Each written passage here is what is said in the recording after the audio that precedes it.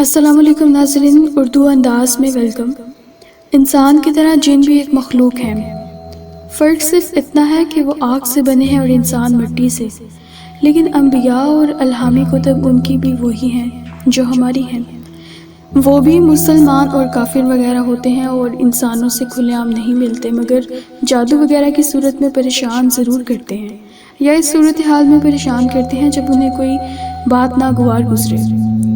کچھ لوگ کہتے ہیں کہ جن چڑیلیں کچھ نہیں ہوتے، یہ محض انسان کا وہم ہے، لیکن ایسا ہرگز نہیں۔ قرآن مجید میں بھی جنات کا ذکر ہے۔ سورہ جن پوری جنات کے حوالے سے ہے، اور یہ اس بات کی مستند دلیل ہے کہ انسان اور جنات اس دنیا میں موجود ہیں۔ جنات کی بھی اپنی ہی ایک دنیا ہوتی ہے۔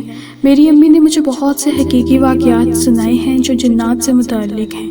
ان میں سے ایک واقعہ میں انہی کی زبانی تحریر کرنے جا رہی ہوں۔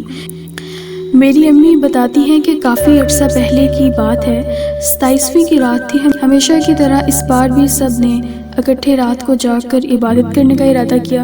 ہم سب گھر کی چھت پر بیٹھے پڑھائی کر رہے تھے کہ اچانک شور کی آواز آنے لگی۔ ہم نے سوچا اس وقت گلی میں کس بات کا شور ہے، پھر یاد آیا کہ آج تو محلے میں کسی کا نکاح تھا۔ ہم لوگ گلی کی طرف لپک کر دلہن کو دیکھنے کے لیے گئے۔ کچھ ہی دیر میں سب لوگ گلی کو پار کر گئے تو ہم واپس آ کر دوبارہ عبادت میں مصروف ہو گئے۔ چھت پر رات کا سماں بھی بہت پرمسرت ہوتا ہے۔ جہاں آسمان پر چاند ستارے پوری آب و تاب سے چمک رہے ہوتے ہیں، وہیں ہوا کی آوازیں بھی سنائی دیتی ہیں جیسے وہ آپس میں گفتگو کر رہی ہوں۔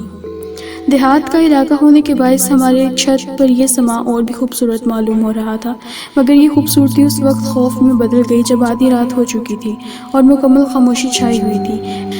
ایسے میں طبلے اور چھن چھن کی آوازیں اس پرمسرت فضا کو پراسرار بنانے لگیں۔ ہم نے لپک کر گلی کی سمت دیکھا، مگر وہاں کوئی نہ تھا سوائے اندھیرے کے۔ گھر کی پچھلی طرف کھیت تھے اور وہاں کیکر کا ایک درخت بھی تھا جو دن میں تو محض گھنا محسوس ہوتا تھا، مگر رات کو اسے دیکھ کر ہی خوف آنے لگتا تھا۔ مگر ہم اس لیے اس کی طرف دیکھنا نہیں چاہ رہے تھے کہ آواز کی سمت وہیں سے معلوم ہو رہی تھی، اس لیے چاروں ناچار اس طرف بڑھے تو حیرت سے ہماری آنکھیں کھلی کی کھلی رہ گئیں۔ درخت کے ارد گرد بہت روشنی تھی۔ ہم نے مزید آگے بڑھ کر دیکھا تو وہاں کا منظر ہی کچھ اور تھا۔ بہت سارے ہیولے تھے جو ہاتھ میں بڑی بڑی موم بتیاں لیے درخت کے گرد چکر کاٹ رہے تھے۔ ان میں سے کچھ طبلہ بجا رہے تھے۔ چن چن کی آوازیں بہت زور سے آ رہی۔ کچھ دیر دیکھتے رہنے کے بعد ہمیں سمجھ میں آیا کہ شاید وہاں کسی کی مہندی ہو رہی ہے، لیکن یہ کس کی مہندی ہے؟ کیا جنات کی بھی مہندی ہوتی ہے؟ میرے دوست نے کہا کہ ہاں، نہ صرف جنات کی یقینیاں ہیں بلکہ ان کی شادیاں بھی ہوتی ہیں، اور بعض دفعہ ہمارے آس پاس ہی بسیرا رکھتے ہیں، لیکن ہمیں نظر نہیں آتے۔ کافی دیر وہاں تکتے رہنے کے بعد ہم نے جب ارد گرد دیکھا تو اندھیرا پہلے سے زیادہ گہرا محسوس ہونے لگا۔ ہم نے آیت الکرسی پڑھی اور پھر سے اپنی جگہ پر آ بیٹھے۔ عبادت شروع کی تو خوف میں جاتا رہا۔ کچھ ہی دیر میں سحری کا وقت ہو گیا تو ہم کچن میں پہنچ گئے۔ یوں وہ رات تو گزر گئی، مگر آج تک اس رات کا ایک ایک منظر ذہن کی ورقوں پر چھایا رہتا ہے۔ آپ کو یہ کہانی کیسی لگی؟ کمنٹس میں اپنی رائے کا اظہار ضرور کیجیے، اور اگر آپ نے ہمارا چینل ابھی تک نہیں سبسکرائب کیا تو اردو انداز کو ضرور سبسکرائب کریں۔ شکریہ۔